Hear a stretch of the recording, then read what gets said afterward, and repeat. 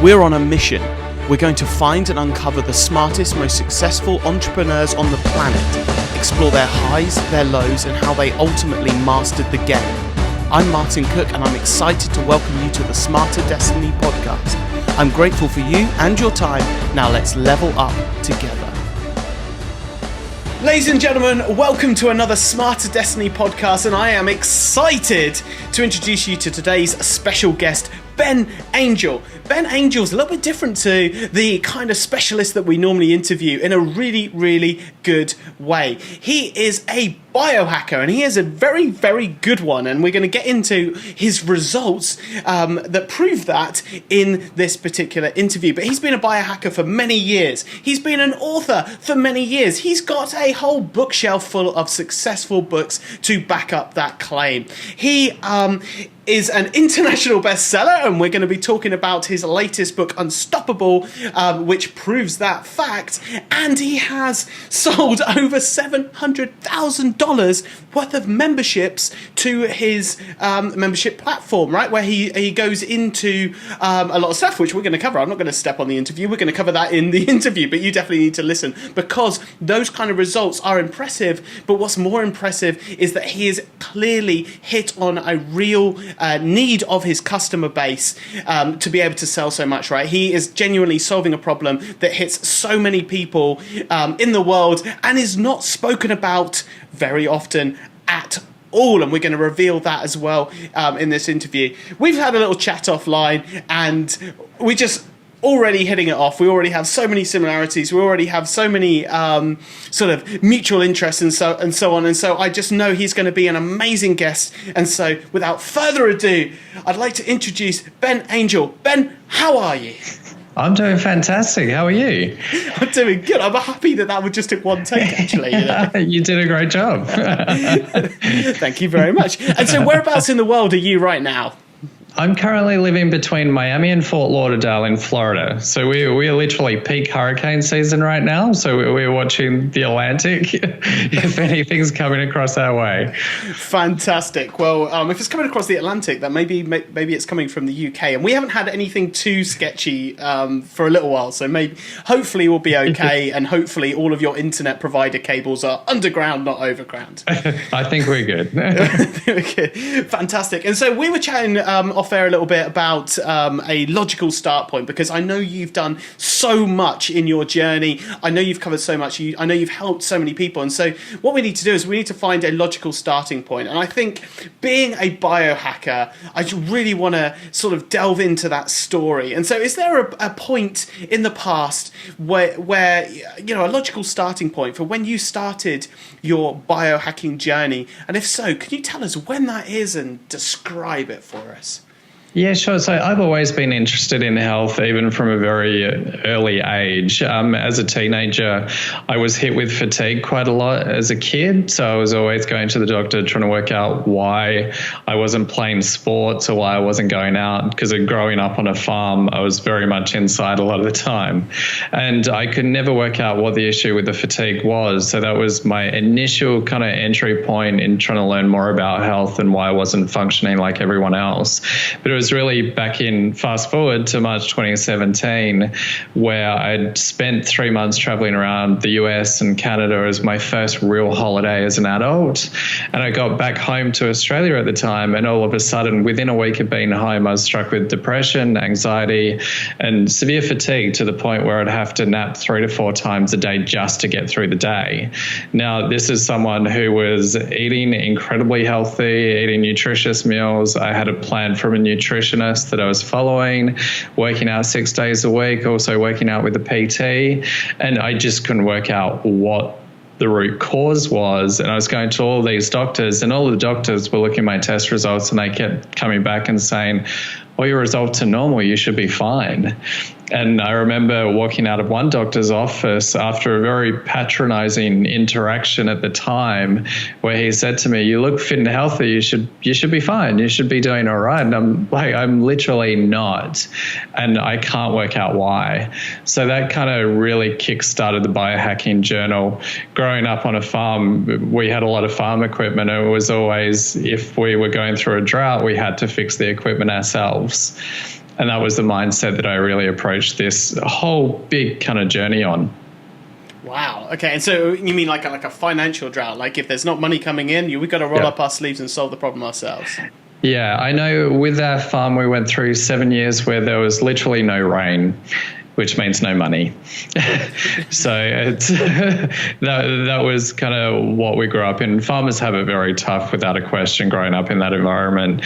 But growing up in that environment, you very much have the attitude of just toughen up, do what you got to do, and make it happen. And I really did take this approach to the biohacking, trying to solve my own depression. But that was extraordinarily hard because I didn't have the energy to do the psychological work that I needed to do.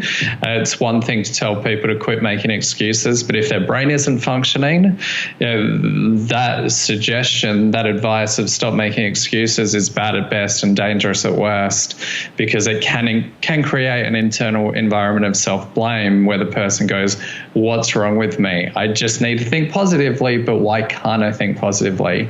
So I wanted to delve into the other side of that aspect. Okay, so for those people that are watching or listening and they're hearing biohacking and it sounds completely alien, they're like, I don't know what the hell biohacking is. It sounds like I'm going to need an injection. Can you explain to them? Like what is biohacking?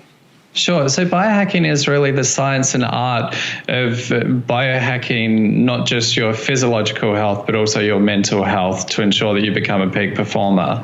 And I think where it differs from general health advice online, because there's a patchwork quilt of health advice online that people are trying to piece together themselves, is biohacking really backs this up by encouraging people to get scientific validation of any symptoms that they're experiencing.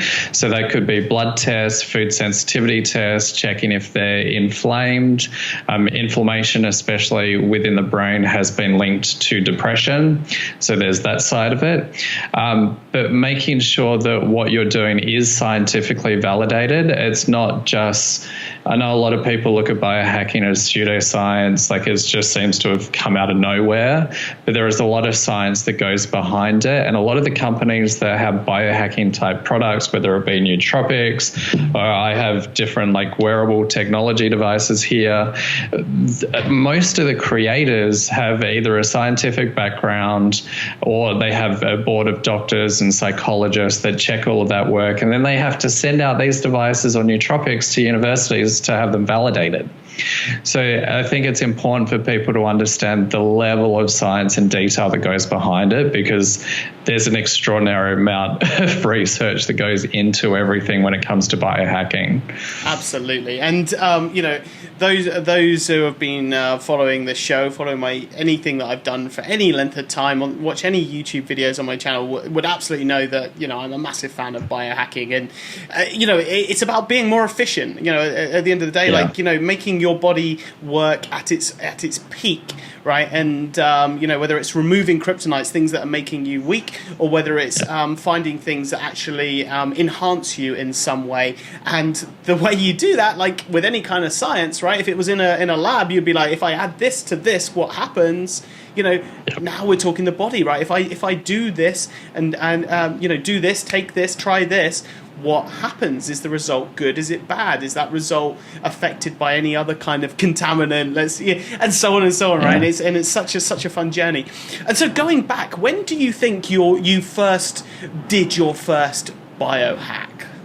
And what was it? I would say to a very basic degree, I've always tried different supplements over the years, but never to the educated degree that I've done in recent years since 2017.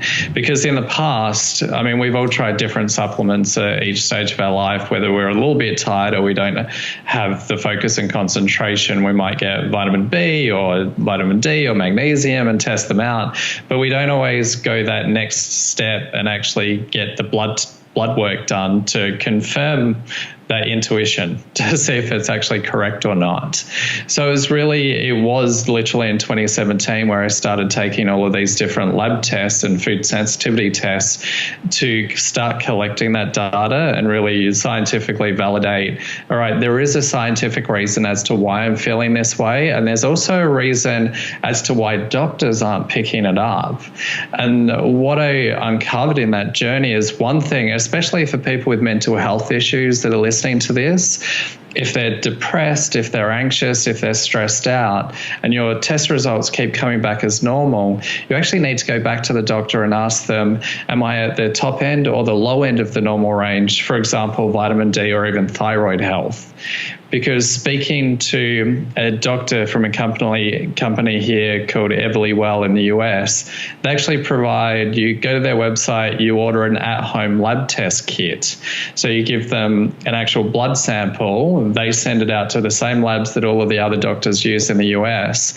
But speaking to their medical researcher and their doctor, I said, how are these normal ranges actually defined? And she said the typical medical guinea pig is a 70 kilogram white 30-year-old male. Now, if we look at our population, that certainly doesn't cover every single person in the population. And if we look at the African American community, are more likely to suffer from vitamin D deficiencies than the Caucasian community. So with biohacking, it is really about, first of all, understanding our biochemistry is as unique as a fingerprint, and we need to treat it as such. Whereas those normal test result ranges that come back, that doesn't consider if you're 20 kilograms overweight or underweight, or if you're 50 and you're being compared to a 30-year-old white 70 kilogram male. Thankfully, especially when it comes to pregnancies, that guinea pig is changing quite a lot. But it shows and it helps to give people who are really struggling an understanding of there's more to the test results that you're getting back than if you're just normal. Because if you're at the bottom end of the normal range, you could be exhibiting symptoms, and I certainly was. You can also exhibit symptoms at the high end of that normal range. But most typical GPs only have 5 to 10 minutes with a patient. That's the benchmark, says you're normal, you're good. That's not always the case. Absolutely, and I'd echo that. I got some blood work done a little while ago for some PRP therapy, which I was trying out, and okay. I remember the specialist saying, when you go to the GP, you're going to have to fight a little bit to get an extended blood search because it costs more and it's a little bit more paperwork, and they don't want to do it. And so they've said, make sure that you say because in the UK healthcare's free, with the NHS and so on, and so they're like, make sure you tell them that you're not a burden, you don't come in very often, and that you've tried everything else, and this is to help you be healthier. And I had to jump through all these kind of hoops just to get a few extra boxes ticked in the Bloodwork form to get it more intensely. And so I totally understand it, because they just want to go, hey, are you basically normal, somewhere close to average? Yeah, and especially here in the US, because the US healthcare system, to put it simply, is messed up. There's no question about it. There are so many systemic problems in it. Speaking to this same doctor that I mentioned earlier, Dr. Mara Francis, she said, if a patient goes to a doctor here in the US and they get their thyroid checked, for example, typically the insurance companies over here will only cover one type of thyroid test, but they won't cover the second one. The first one may not pick up the thyroid issue, but the second one is more likely to pick it up. So if the first one comes back as normal, the doctor says, fine, your thyroid's good, but they didn't take that second test.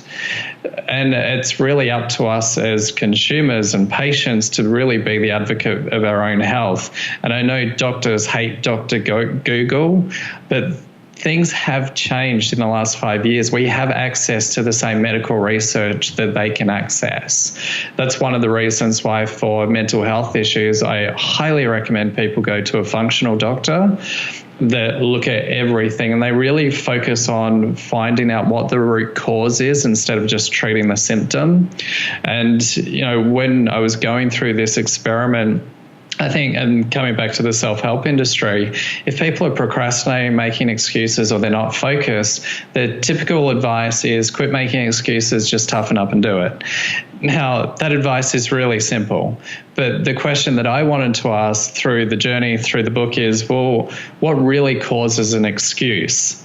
And I really uncovered that an excuse is simply a symptom, it's not the actual cause. And there could be two causes. One could be psychological, you're putting off work, you're not mentally prepared for it, you don't have that psychological roadmap to complete that particular task. Or you could be really energetically deficient in that your brain isn't functioning how it should, so you can't process what you need to logically do. The second aspect of that is, if we become deficient in certain key nutrients such as magnesium or vitamin D, then that could trigger brain fog, depression, everything else. So if you're trying to apply psychology to that problem, you're really treating with the wrong tool for the job. And it's simply not going to have any effect.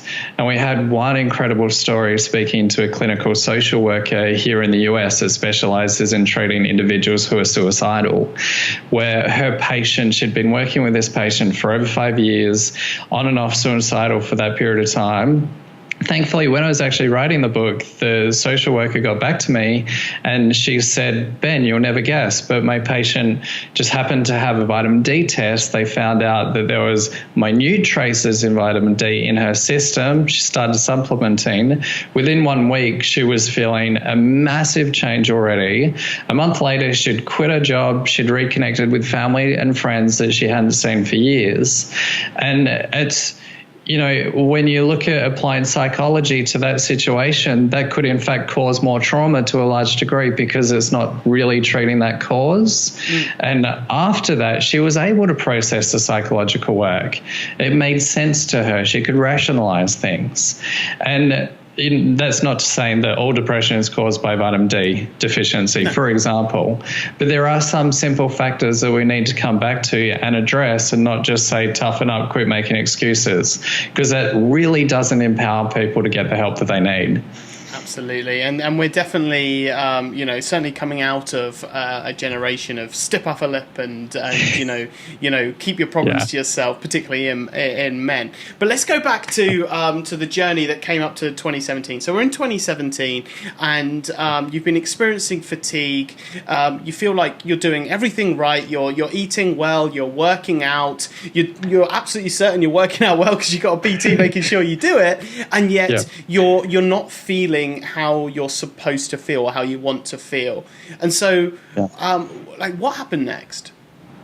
Well, it was when it hit March 2017, I was able to work for a couple of hours in the morning, relatively focused, but by lunchtime I'd just crash. Then I'd have to have a nap, work for another hour or two, have another nap, then work for another hour or two, but I was always exhausted by the end of the day.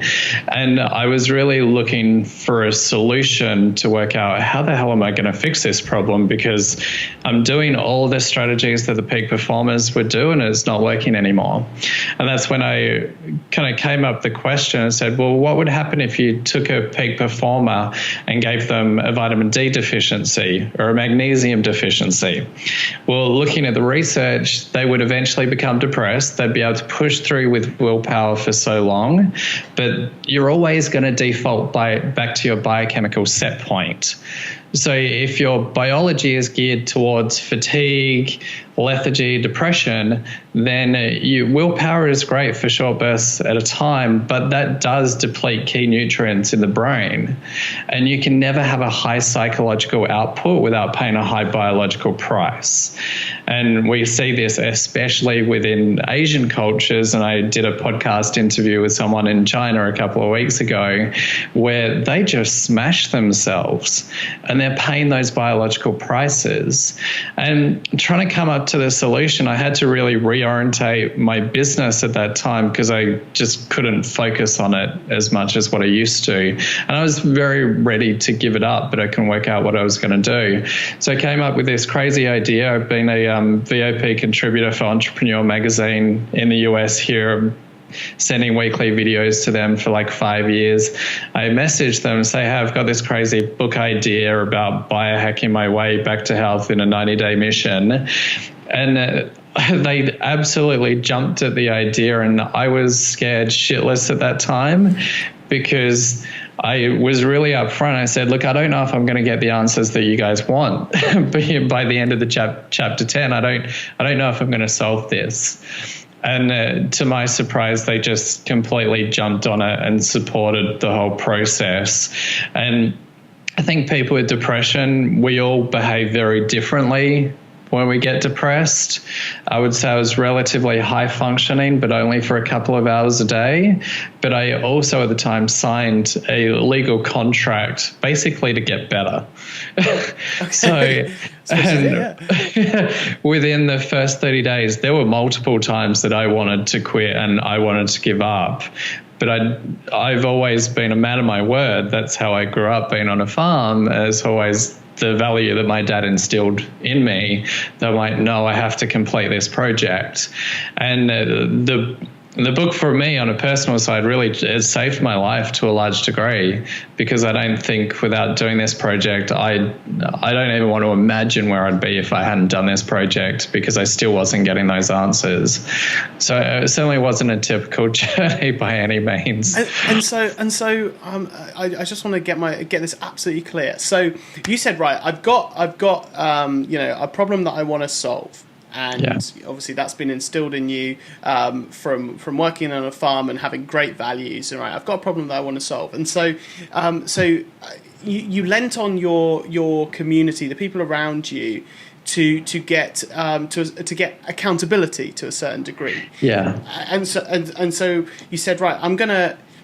So did you say to them, right, I'm gonna solve this problem. I'm aiming to do it within 90 days, and I'm going to vlog about it and document the process? Is that what it was, or? Well, I didn't say to them that I was going to solve it, because I mean, I at the time that I submitted the proposal, I was suicidal. Like literally, the contemplation was quite frequent at that point in time. But I think it also has a lot to do with my psychology, that, I've just got to fix it. I've just got to somehow. And some days I'm good, or some days I was bad. But I did pitch to them that I would go on this journey. I'd go and interview like Dave Asprey. I'd travel to Canada, interview neuroscientists, trial wearable devices, nootropics, look at all the latest research in this area. And I'd also do a video documentary on it. So we have a series of, I think we've got 10 mini docu-series episodes up on my YouTube channel, where it shows what happened when I used a electrically stimulating brain device for 30 days. Other devices like the Muse meditation to increase focus. And I think for the publisher, they were looking at it, it's like, okay, we get to go on this journey with you. And that's the thing that I wanted with the docuseries, to really bring the contents to life, and to also, for those people struggling, to share with them, when they read the book, it's like written almost like a documentary, that you kind of go along my struggle with me, so people can relate to it more and really understand that when we look at the self-help books, everything is very much glamorized. Whereas I wanted to get in the nitty-gritty and show even the really shitty side of what I was going through at the time, so people could connect and get more out of it. And we this year, we've helped to prevent 2 suicide attempts and help those people get help that they need, even after they'd been going to doctors. We taught them the kind of questions that they needed to ask. But we're getting so many testimonials of people who've been depressed, or just a lack of focus, especially for entrepreneurs. Finally work out why the lack of focus is there, and not just automatically blame it on their psychology, and understand it's one coin. There are 2 different sides to it. There's psychology and biology. How about we spend some time focusing on biology and look at how that affects your psychology? Love that. I love that. And so do you have a book nearby to hand that you're able to... Yes, you do. There it is. Put it up nice to the camera. For the guys that are watching, it's a beautiful book. It's called Unstoppable. It's in big red writing. It's like a very, very clean white cover. A 90-day plan to biohack your mind and body for success. Lovely, lovely book. And I'm under... and there's one winging its way to my door as well. And I'm excited to get into that. And so, Ben, tell us, what sort of things do you cover on your journey within this book? Like what sort of things do you uncover that the reader can benefit from? Yeah, one thing in researching the book, the first step that we really took was to do a survey of people to see what they were struggling with, to help guide the content, so it just wasn't reliant on my own personal experience. But I've got some interesting survey responses that you might want to hear. Definitely. Can we run through them? Yes. Yeah. So initially we surveyed, I believe it was just over 1,000 people. We've since surveyed over 18,000 people now. And what we uncovered was that close to 50% of the population is struggling with overwhelm, stress, brain fog, depression, poor digestion, food cravings.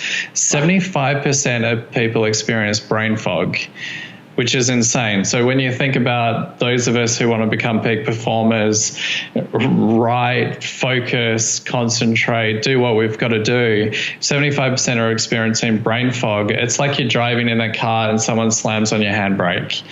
That's what brain fog does to us. And it's such a large percent of the population. 82% procrastinate. 82% are easily distracted, 62% inconsistent energy throughout the day, which obviously affects focus, and 58% do not wake up feeling refreshed. And looking at that research, I had to solve my own problems, I had to come up with a new model, which was to look at our bodies as if it was a battery on our phone, for example. At the end of the day, our batteries run out, we plug them into the charger, and by morning, they're good to go. But at the end of the day, as your battery is dying, most phones now have a power saving mode that comes on automatically. And what that does is it shuts down a lot of background tasks that are running constantly in the background of your mobile device. Now, we're no different. When we hit that 3 p.m. slump, all of a sudden our mental cognition starts to decline. And if we look at a battery and look at in 4 different sections, so 75 to 100%, you're fully charged, good to go. That's the people that I consider a catalyst. Now, looking at this survey of over 18,000, only 6.7% of people actually achieve catalyst status. A very tiny proportion of people have that focus, cognition, they can deal with stress, change, they're healthy in every aspect. Under that, we have 50 to 75% charge in the battery. So that is actually 43.4% of individuals. So these individuals, they're still relatively high performers, but their energy tends to fluctuate during the day. And with that goes mood, focus, cognition, your stress levels may increase. Now, under that, the last 50% of the battery is divided into 2 sections. So we have guardians and defenders. Now, when we hit the 50% level, the threshold, that's the kind of the bare minimum for peak performance. We switch on kind of like the power saving mode device on our mobile phone. We switch on what I call self-preservation mode. And that's where your primal mind literally has to prioritize vital bodily functions over anything else going on in your life. So if you've got an ambitious goal, your primal mind is going, this goal requires more energy than what I currently have. It's a threat to my existence. So put your ass on the couch and sit down. And we look at identity as being relatively fixed, but the thinking around this, especially for psychologists, has changed quite a lot. I didn't want to just look at identity over the course of a lifetime. I wanted to look at it over the course of a month, week, and day. And I noticed in my own experience, in the morning, I'm a catalyst, I'm good to go. But when I was depressed, I would drop down into defender, which is you're defending off the last of your resources that you have. And your primal mind is literally making the decision of, do I start to complete this goal, or do I go sit down, rest, and recover? I want people to think of it like this. Imagine you're coming up to a T-junction in the road. you want to turn right because that's your soul's purpose. You know, you've got all of these goals, but you've got to turn right to be able to do that. But when self-preservation mode goes on, your brain is literally saying to you, you need to turn left and rest and recover. So you're sitting at the T-junction feeling like you're two completely different people, feeling completely incongruent, saying, I want to turn right, but for whatever reason, I just can't. And this is where I think, you know, I love self-help. I've taught it for 15 years. I've written 3 books on it. But this whole change in thinking and combining it with biology and the function of the brain has really helped me to understand the shortcomings of it. To go, you know, if you're telling someone to quit making excuses, but they have a vitamin D deficiency, their brain isn't operating in a way that is going to be receptive to that particular tool at the time. So it's about looking at both sides of the equation. But when we look at the battery, how do we recharge ourselves? Well, we need 2 power sources. One is psychology, and that could be spirituality for some people, reading, writing, journaling, doing meditation. The other side is our biochemistry. How are we fueling that through nutrition? But the things that deplete us are things that we don't often talk about, which are toxins, nutritional deficiencies, food sensitivities, and other toxins in our environment. And our environment has changed a lot, but our thinking certainly hasn't when it comes to mental health. It's got a long way to catch up. Love that. And so, you know, you've definitely piqued my interest, and I'm sure tons of people who are listening are going, okay, shit, I've definitely had some of those symptoms, you know, stress, fatigue, brain fog, you know, you name it. They've gone check, right, I imagine, right? And so obviously, every single person, you know, the combination, the complex nature of our DNA and our behaviors and everything that makes us is, like you said, it's like a fingerprint. It's completely unique to each person. So there's definitely, and we know this, there's definitely no one size fits all. This will solve all your problems to biohacking. But if you could narrow down either three sort of solutions that you found that actually are very, very common to solve a problem, or 3 tests or 3 kind of things that 3 to 5, whatever, however many you want to share, sure, that, you know, might help people. You see where I'm going with this? Yeah. Like, so let's make this actionable. Let's go. So the first one, I think, is the basic one. We all should go to the doctor and get a checkup every year without a question, and that is to get a blood panel done, check all of your levels. Are there any magnesium or vitamin D deficiencies, especially for guys? Low testosterone. Low testosterone was something that I was personally experiencing at the time, which was, funnily enough, linked to Ventolin medication that I was taking. Now, just as a side note, I haven't taken Ventolin medication for 1.5 years now. I accidentally biohacked my way out of asthma, which is, I'm certainly not saying I have the cure for it, but I was a chronic asthma sufferer taking it constantly every single day. So the first one is get the blood panels done. Ask the doctor, am I at the top or bottom end of the normal range? The second one, I would encourage people to do a food sensitivity test. Now, Everly Well, they do thousands upon thousands of food sensitivity tests every single year here in the US. They're about to embark on one of the biggest research studies into food sensitivities. I uncovered that, funnily enough, I'm highly allergic to coffee, which means for me is that I become depressed, fatigued, and I get dizzy and nauseous. And those symptoms can last up to 7 days. So it's coffee that's the problem. Caffeine I'm fine with if it's in green tea or any other form, but not coffee. And then I came across this incredible story to demonstrate what food does to us if we have a sensitivity. There was a person by the name of Ruth Wallen. She does have a book explaining her journey, but she was admitted to a psychiatric ward for bipolar, depression, other psychological disorders. After a time, a doctor came along and found out she was severely allergic to caffeine. And once they removed that, she recovered. Wow. And when we think about the amount of food that we eat, and one factor we have to consider is the industrialization of our food practices has changed significantly, and certainly not for the better. A study out of Canada showed the level of nutrients and minerals, how much they've actually dropped in our soil. So a doctor can say you should be able to eat a balanced diet and you should be healthy. Well, thanks to the change in farming practices, that's simply not the reality anymore, and we need to change that story rapidly rapidly. And so taking not just the food sensitivity test, but also the blood test, that's going to give people some more insight to the data as to what's really going on instead of just guessing. The third step, if people are really struggling, definitely do this through a functional doctor, because they will spend more time with you than the 5 to 10 minutes a typical GP may actually take with an individual. So they're the first couple of steps. One thing I would recommend, and you can probably talk on it because I know that you love nootropics, is I love L-tyrosine. And I have nothing to do with this brand whatsoever, but L-tyrosine was introduced to me by a naturopath as I was beginning the journey. And that started to kind of reignite my brain. It lit a match again.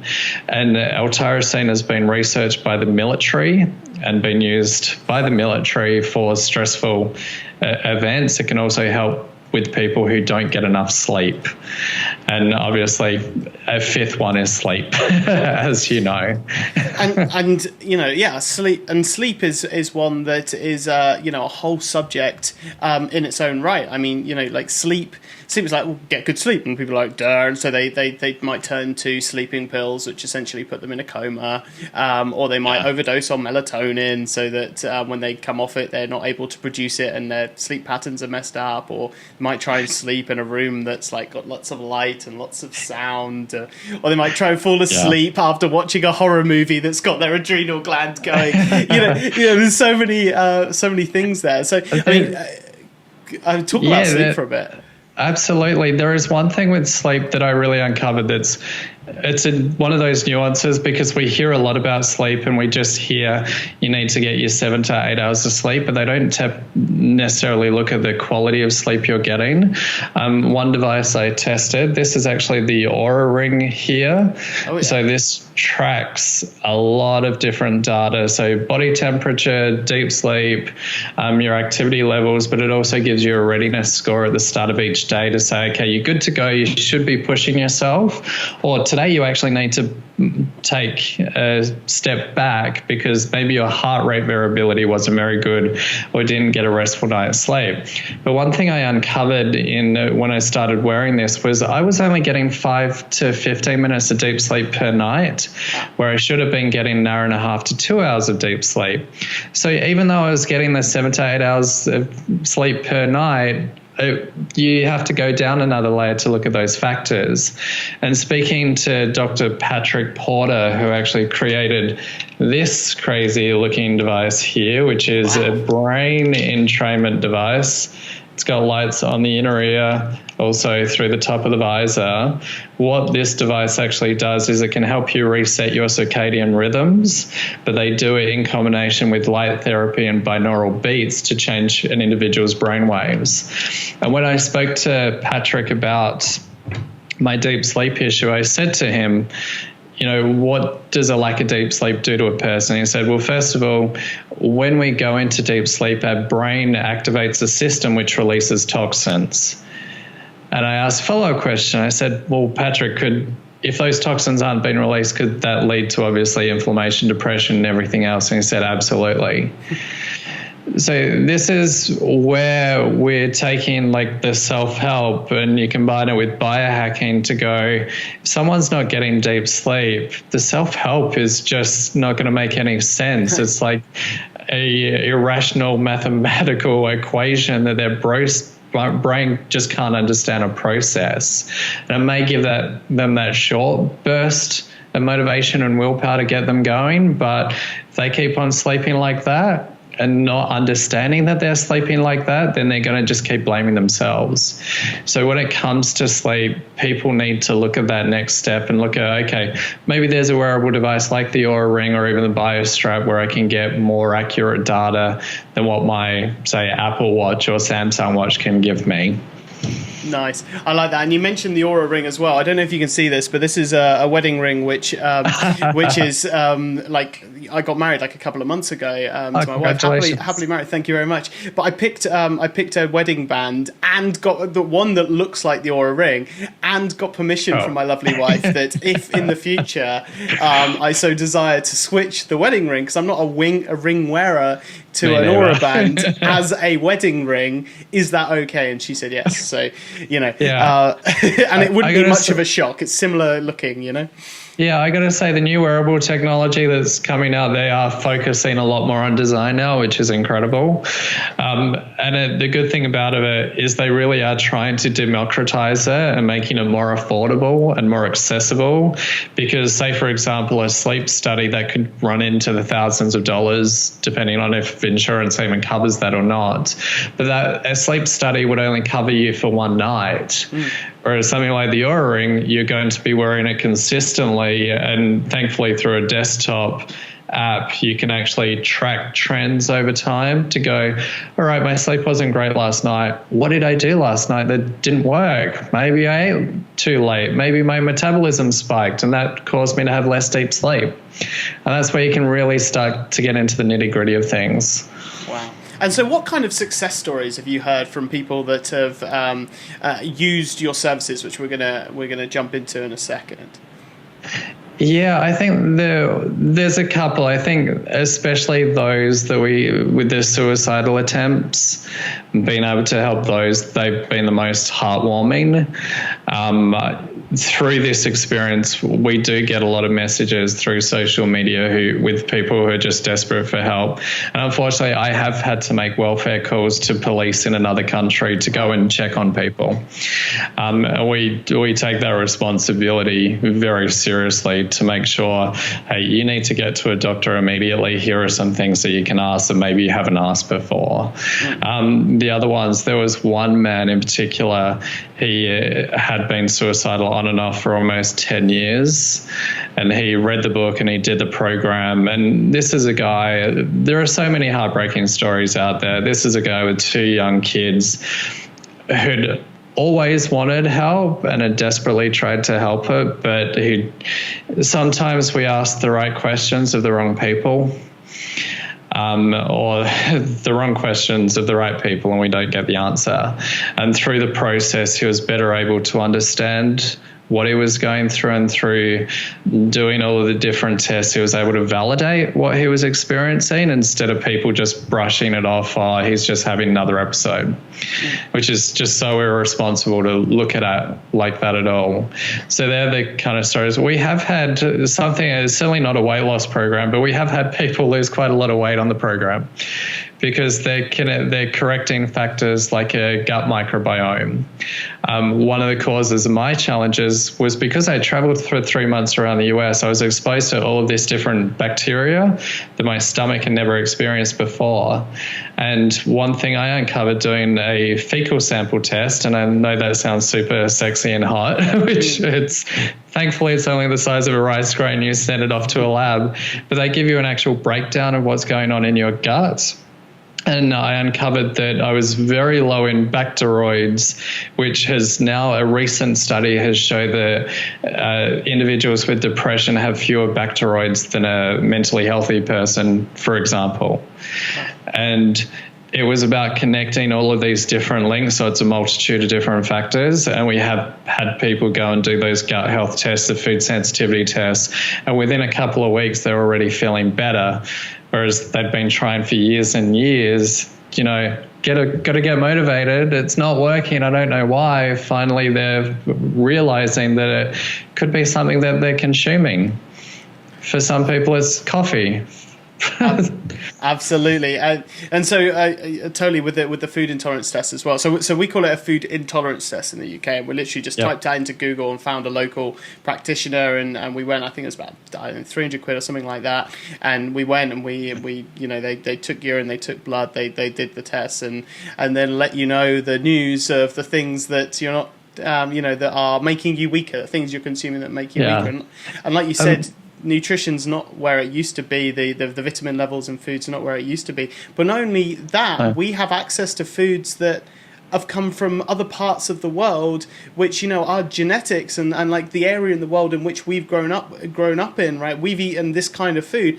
I mean, like British people, we've never eaten rice. I mean, go back like a certain number of, like 50, 100 years ago or something, or maybe a bit more. We weren't eating rice. We weren't eating things from Asia, and so there's a lot of things that our body haven't necessarily adjusted to. Just adding to your... Yeah, and you think about what our grandparents were eating and the quality of food that they were having versus what we have now, the various different additives in the food. And it's not just that aspect, but like coming back to the food sensitivity as well. In the plan that the nutritionist gave me was to have coconut oil. Apparently, coconut oil for me is kryptonite, because it gives me brain fog. I feel depressed. I even feel angry. So through this whole process, I had to write everything down that I was experiencing. And I'd removed it from my diet, not even realizing it was that significant of a problem, then accidentally had it when I went to Vancouver. And I felt horrible for days after that. So we may think that, yes, we're eating that healthy food, but is it healthy for our biology?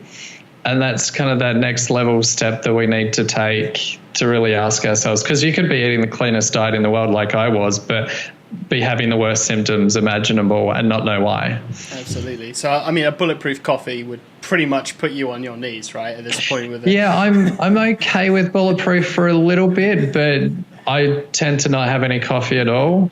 My caffeine source is living in Florida. Everything is about iced tea over here because it's always so hot and humid.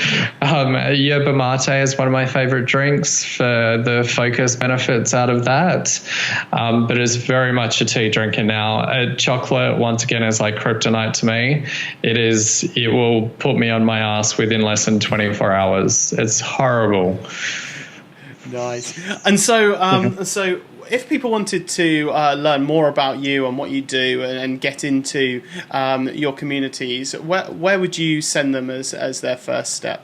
Yeah, sure. So if they go to areyouunstoppable.com, so just areyouunstoppable.com, on the website they can take the free biohacking quiz that we've had over 18,000 people go through. There are 30 questions in it, so it's a lengthy quiz, but it's going to give them a full-on free report about their readiness to pursue ambitious goals, recommendations as to which wearable devices that they may like to test, nootropics that may help them. If they're a defender or guardian, it's going to tell you straight up you need to go to a functional doctor as soon as possible and actually find out what's going on. So that's probably one of the best ways they can do it. And from there, they can learn more about the Unstoppable 13-week program that we have too. Fantastic. areyouunstoppable.com. That's it. Brilliant. Okay, and so changing pace for a second, we're going to jump into the rapid fire question section of this interview, and we've got a couple of extra ones that I've thrown in because it's not every day you have a biohacker in front of you. So regular listeners, don't be alarmed. We will have the regular questions, but I want to kick things off with a question: what are your favourite biohacks? My favorite biohacks right now, L-theanine helps to produce alpha waves within 30 minutes, which is great for focus concentration. This is a daily. Ashwagandha for reducing stress, reduces cortisol levels by up to 30% if you take it consistently. That is a good one for entrepreneurs. The wearables, the Muse device for training focus. And I use these on different occasions. I got to say the BrainTap device I've been using this probably once a day lately for that kind of reboot mid-afternoon. The final one, I have a lot of gadgets, as you probably noticed. The final one is actually touch points. These are a really simple device, but you put them on either wrist, provides bilateral stimulation, and it tricks your primal mind to go back into your logical, rational mind. And we have an incredible little documentary up on my YouTube channel where a woman with a 40-year-old phobia, we helped her to overcome that phobia with this. Wow. We actually took her to the place where she would be on the ground in fear, and she was afraid of deep water and ships, called thalassophobia. She actually went up and touched a ship thanks to this device and desensitization. Wow. So there are a few. What's the name of that last one? Because it looked like two wristwatches for people listening. Yeah. So it's called the Touch Point Solution. So you just Google the Touch Point Solution. Great for anxiety. I will almost wear them every single day, especially when writing. Focus, productivity shoots through the roof. Wow. definitely gonna check that out. That's incredible. Yeah.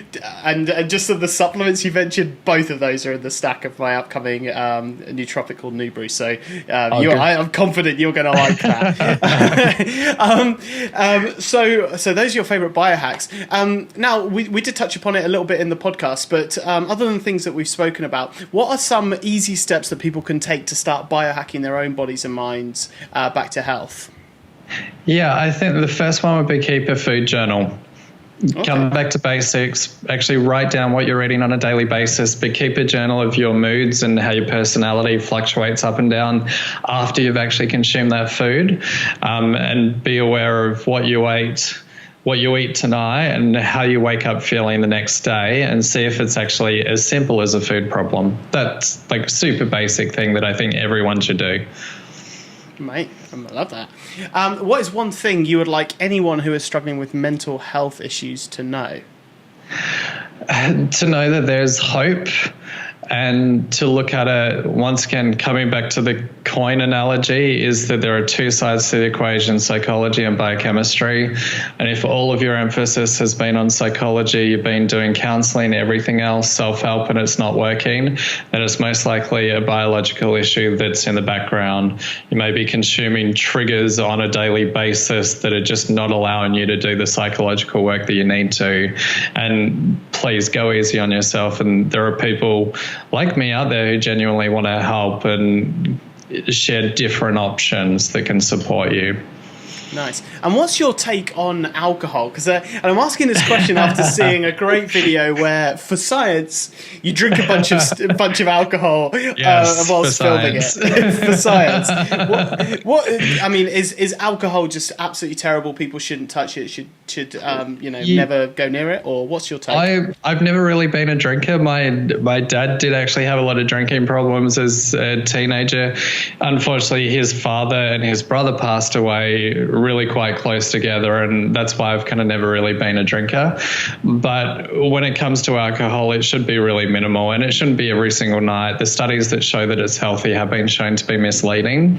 And the video that you're referencing, if they just search drunk biohacker explains what alcohol does to your brain, the reason that I wanted to do it is because when I talk about food and how it affects our mental health, occasionally I do get people push back, and I wanted to demonstrate how drinking this, you can see in real time that it's affecting me, that I'm slurring my words, that I'm struggling. And that was 4 shots of vodka within an hour, but I kind of waited between filming the next slot, and you can see I progressively get worse. And that's more of an extreme example to show that what we consume, without a question, affects our mental cognition, how we feel about ourselves and how we see the world. And it changes the filter. Absolutely. So interesting. I definitely recommend people check that out. Drunk Biohacker explains how alcohol impacts your brain. If they just type in Ben Angel on YouTube, they'll find it. Fine. I reckon Google or YouTube would start completing that search as well. Like where you drunk biohacker. They may well. Okay. Are there, and I'm pretty sure there is, but is there any unusual? Are there any unusual things that you eat or drink regularly, and why? That's a really good question. Probably the yerba mate. I mean, a lot of people tend to drink that, so that's not so much an issue, but I would recommend it for those of us who want to be peak performers without a question. L-tyrosine is something that I have frequently, and the actual clinical trials on L-tyrosine were in larger doses than what's actually recommended on the pack, but always under doctor's advisement. So I will have this routinely multiple times a day, and I particularly have it before an interview so I can switch on my brain and make sure it's working. The L-theanine, what else do I have? I've really come back to basics in the last couple of months. It's funny, since I do more of a plant-based diet more than anything else now these days. I do have meat occasionally, but I've found that my mental cognition has come back. So it's occasionally supplementing with vitamin D, for example, to make sure that I'm not deficient in that by any means. Nice. I wouldn't say anything too crazy. Okay. And just a side note, out of curiosity, is yerba mate the one which is kind of served inside the skin of a fruit, and you have like a straw with a filter in the end, or am I muddling up my teas? No, it is, but I certainly don't. Yeah, I certainly don't have it like that at all. The traditional. Yeah, I can't think of the brand, but it's like in a yellow bag. Just type yerba mate on Amazon, you'll probably be able to order it just in little tea bags or the loose leaf. That I also believe has L-theanine in it, but black tea actually has more L-theanine in it than green tea, which people seem to think that has more L-theanine, which is statistically incorrect. I've learned. I think green tea also has L-tyrosine, if I'm not mistaken, in it. It has some sort of mood-boosting properties. Yeah, I know L-tyrosine's in chicken and a few other foods, but I'm not sure. I'll have to check green tea.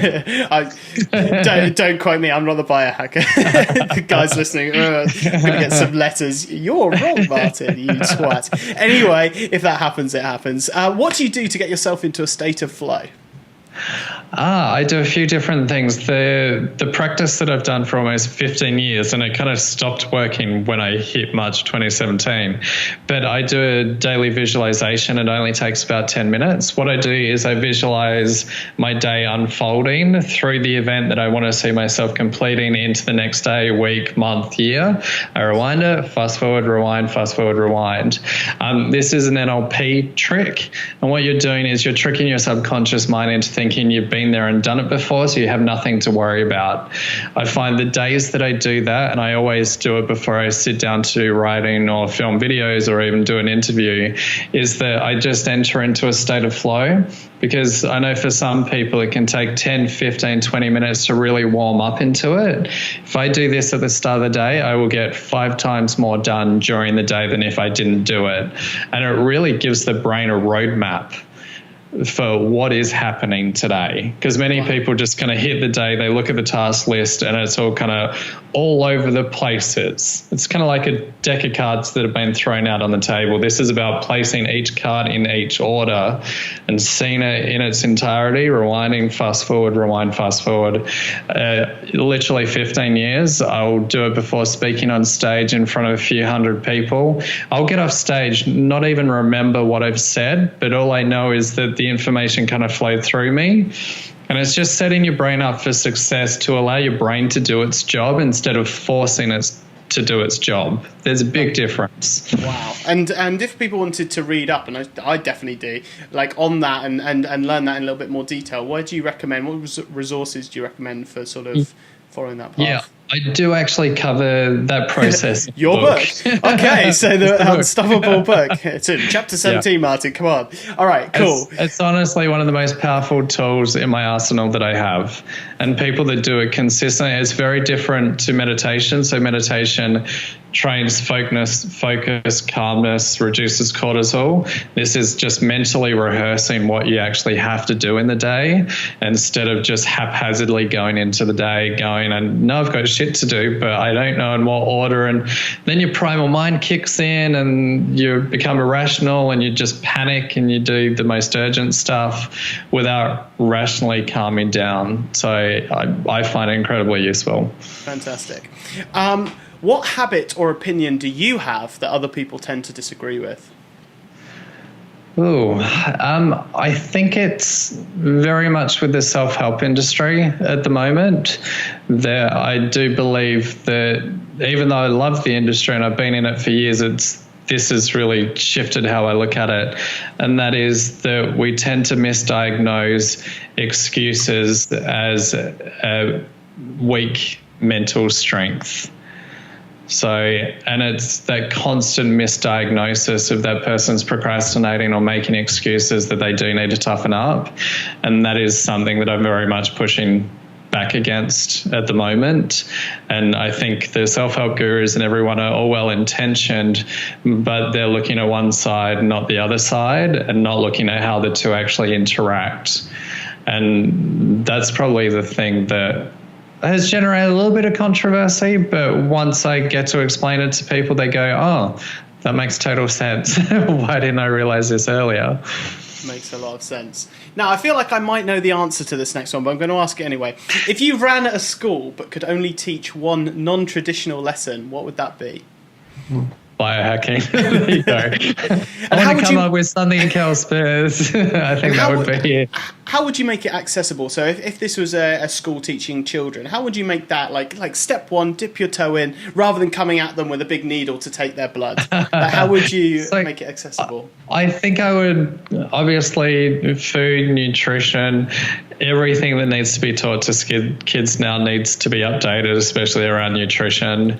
I would get these kind of Muse-focused training devices in classes, because I interviewed the founder of Muse only last week, and they are looking at doing something like that in the future, but getting a kid to learn how to calm down their mind and focus and really untrain the negative effects of social media, because social media is just training us to think in short bursts at a time, whereas using a device to actively learn how to calm down your mind could potentially also help decrease some of that social media usage, but reduce the cortisol levels. But the biggest part about that for children especially is increased self-awareness, because the key to everything with biohacking, self-help, becoming a peak performer is self-awareness and going, hey, I ate that. I feel like crap the next day. Okay, there might be a connection there. I'll stop doing it. So it's really encouraging the self-awareness around that. Wow, I love that, and I love how you've expressed that. Make it, particularly with the children, it's the next generation, and you touched upon social media, and that is such a I really hate what social media is doing right now to as social media gets even better at showing us the things that get our attention, regardless of whether it's making us angry or making us happy. It's getting our attention. It's more likely to be negative, because that's how we stay alive as humans, is finding danger, spotting danger. And I hate that social media is tapping into that. And so, like you said, you hit the nail on the head, awareness and being able to see that cause and effect. I swiped through Facebook for 10 minutes and then I felt like shit. Maybe they're related. Maybe they're connected. So, and just quickly on that as well, is we go to the gym to train our bodies, but we don't necessarily do meditation to train our minds. But one thing that I would say majority of the population right now is using these devices to untrain our minds to focus. He's holding a phone for those that can't see. Every time you use that social media, just realize it's like going into the gym but doing a really bad workout that's going to do damage to your focus and your concentration, and it is linked to depression. The more and more studies are coming out, so it's important people realize. What book had the biggest impact on your life, or books? Probably the most recent one is Headstrong by Dave Asprey. That was the first time I really came across biohacking when I was feeling unhealthy, and it gave me hope. So it was funny. I actually did travel to Canada. I set a little goal to go and meet Dave and thank him personally in Canada. So I went to his own biohacking lab a few hours out of Vancouver and met the guy. I've seen him again since, and he incredibly sincere. They have a lot of medical people advising everything that they do, which is what I really appreciate, because everything had to be validated with what I was doing. And we had doctors, psychologists, nutritionists who are now recommending the book after reading through and reviewing it, which is, this was a tough project. I won't lie about that. So it's incredible to get that kind of validation from the medical professions as well. Fantastic. Well, Dave Asprey is definitely on my Dream 100. I think the guy's doing a fantastic job. I mean, I have a bulletproof coffee every single day, and the guy is phenomenal in what he's doing. What does the first 30 to 60 minutes of your day look like, and at what time do you typically wake up? I actually don't set an alarm anymore, funnily enough. I naturally wake up around 6 to 6:30, so I typically go with my body clock these days. And typically I'll meditate or do a visualization first thing in the morning. I either do that first and then head to the gym, or do the gym first and then do the visualization. If I don't feel like working out, then I'll do the visualization first and see myself actually going to the gym. But I very much block out the first half of my day to intense psychological work, so reading, editing, writing, or producing videos or editing videos. And then I do the least important work the closer to the end of the day, where decision fatigue really hits in, just to make sure that I'm structuring my tasks around my own ebbs and flows throughout the day too. And where's your phone when you go to sleep and wake up? My phone is typically on the floor, but away from the bed. So it's never, right up by the head, and it should be completely out of the room. I do use Bluetooth headphones for meditation when I fall asleep, and I actually listen to binaural beats when I sleep. And I use their delta waves. And since doing that, I've been able to increase my deep sleep significantly to like an hour and a half most nights. But I also have a lot more dreams when I listen to them. So that's the only reason the phone's in the room. But other than that, people should not have it anywhere near their head. I have a company that's sending me a pair of underwear that's meant to protect your gentleman parts from radiation from our phones. And I have spoken to people professionals in the radiation field doing research. They're actually sending petitions to the US government to look more into 5G technology before it comes out, because they have serious concerns, especially around brain and mental health, as to what the 5G technology is going to be doing to us. And that could be one of those silent epidemics that creeps up on us very fast. So I've got a fun story on that. So when me and my wife were actually, I didn't expect to be talking about this, but I'm going to talk about sperm, folks. My sperm, actually. When we were looking to conceive, I actually got a sperm count done. And whilst still in that average range, it was slightly on the low end. And we wondered whether that might be, part of what was taking us a little bit longer than usual to conceive. Okay. And actually got a case for my phone. I believe it was called the Pong case, after listening to a Tim Ferriss episode about it. I had that for about 6 months, and then had another sperm count check, and it was much higher. Wow. In fact, the count was fine. It was the mobility which was low. And when you get that done, they tell you all about your little gentleman and lady gentleman. I think it's ladies and gentlemen. I think you can have but yeah, actually, obviously there's a lot of things that could have attributed to that, but one of the biggest recommendations: your phone's often in your pocket. That's very close to where your next generation's being produced, and so a little fun little side that I didn't expect to talk about. I interviewed Dr. Joseph McCullough, who's a famous doctor here in the US, a couple of months back, and he said phones are like the new cigarette.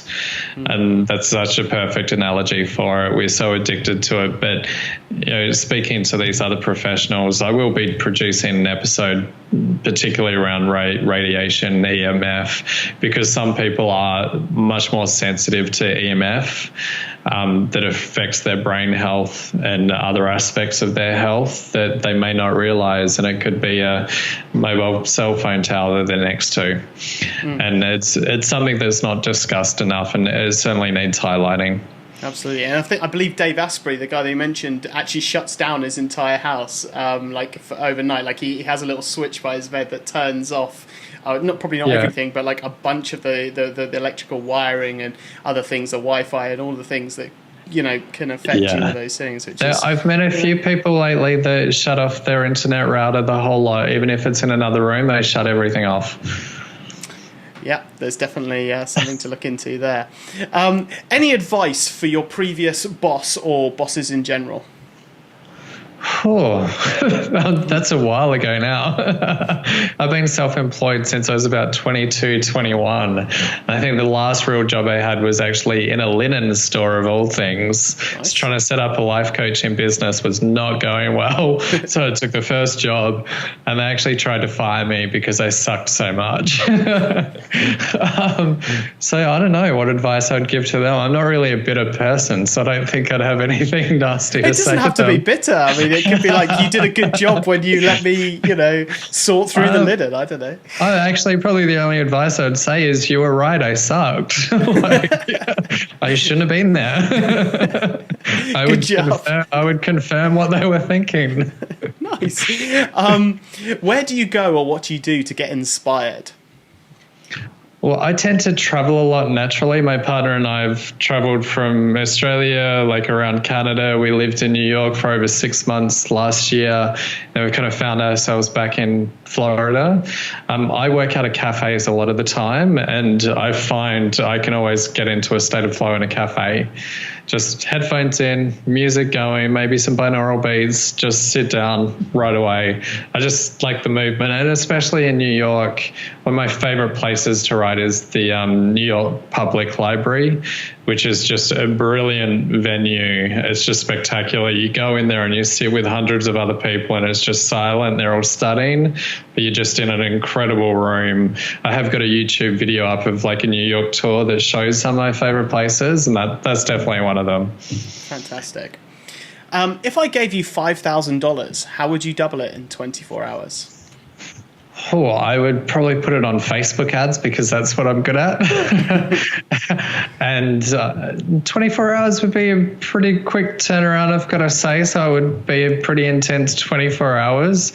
But I'd take whatever was working Facebook ad wise and try and scale it as much as possible and test as much as possible within that 24 hours. But I'm a big conversion optimization geek as well. So I'd be looking at the order form, the landing page, the headlines, is there a pop-up excerpt pop-up box that pops up with some kind of discount, an email that goes out? I'd be looking at about 30 different factors. Wow. And are you the guy that's doing that? Because I mean, we were talking offline about your incredible the beginning of your of your funnel, the entryway to your community, and how I was saying how impressed I was by it. You're the guy behind that. Yeah, so the Facebook ads I've tried to outsource multiple times to disastrous results, and I'm still yet to find the right person to do that job. But I will, because everything is very much automated now, my focus is on Facebook advertising for the first half of the day, interviews, videos, video editing in the second half of the day, really around content creation and overall business strategy. But I to be honest, I quite enjoy the Facebook advertising side of things, the analytical side of things, setting up new ads, creating new collateral. But yeah, like I said, I've tried to outsource. It just hasn't worked for me at this stage. It's certainly difficult. I've got a few guys I could definitely point you in the direction of that come highly recommended if you want to give it another whack. What's the best advice ever given to you? From my dad, if you're going to do it properly. Nice. I was waiting for context. Actually, that sums it up really well. That's really it, and that's how I looked at this whole project. It's like, if we're going to do this and go to these great lengths, then we better get it right, and that's why we sent it to doctors and psychologists and had 3 medical editors on the book. It's like, no, let's get it right. I'm not going to put anything out less than that. Otherwise, it just shouldn't be out there. Fantastic. What silly thing should people do more of? Listen to music and dance around the house. Music is such a great pattern interrupt and state change. So if you're having a really shitty day, put on the Spice Girls. I don't care if you don't like them. That is going to change how you feel. I'm yet to meet someone that doesn't like the Spice Girls. No, I'm kidding. It's hard to feel happy when you're listening to trashy pop music. Absolutely. Absolutely. Like, it's such a simple thing. And when we get in our primal fear-based mind, we don't think that something as simple as just hitting play on your favorite playlist. And I actually keep playlists from each location I live in. Okay. So mentally, I have a playlist of when I traveled to Philadelphia over 5 years ago, when I was in New York over 5 years ago, Vancouver.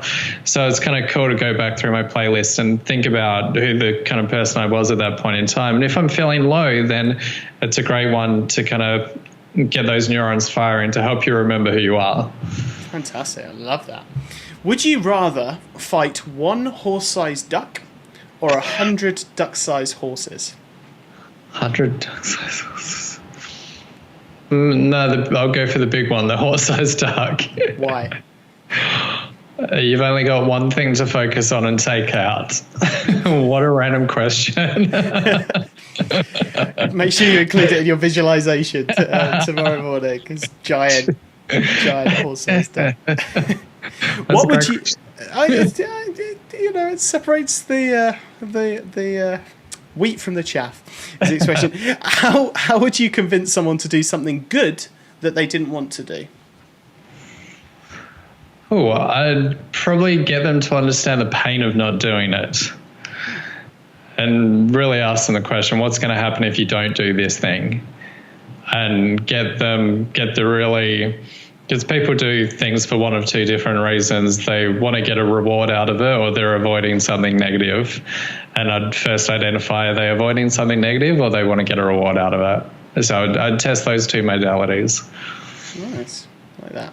And then final question, Ben Angel. Now I'm scared. What makes you the happiest?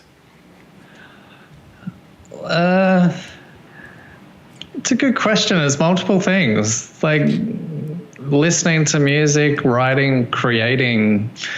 That's really, I think, my wheelhouse. Creating probably the number one thing. And why is that? Writing or video. Like, I used to write music as a kid. My first business was a metal sculpture business, which I was stocking like a ton of outlets when I was at the age of 16. So for me, writing is that version of creation. It's not music, it's not sculpture, but it's still creation. And why do you think that is? I think it's through the self-expression that I get to have through that. And every time I write a book, the more I learn about who I am, about who I'm becoming. And there's no better way to learn than to have to teach something to someone else. Beautiful. So, Ben, we are pretty much at the end of the interview, but at this point I would like to ask, have you got any asks or requests of the audience who are tuned in to this interview today?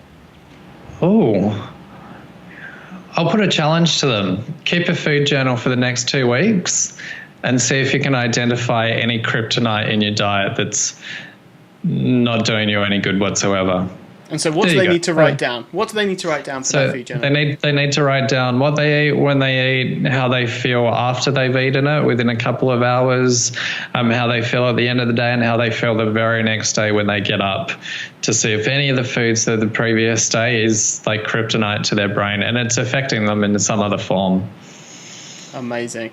Well, Ben, this has been a wonderful journey. I've thoroughly enjoyed this interview, learning about your journey and the people that you're helping and how you're helping. And it's such a noble journey, such a noble cause. And, thank you so much for putting your time and energy into helping others in that such way. And thank you so much for your time today.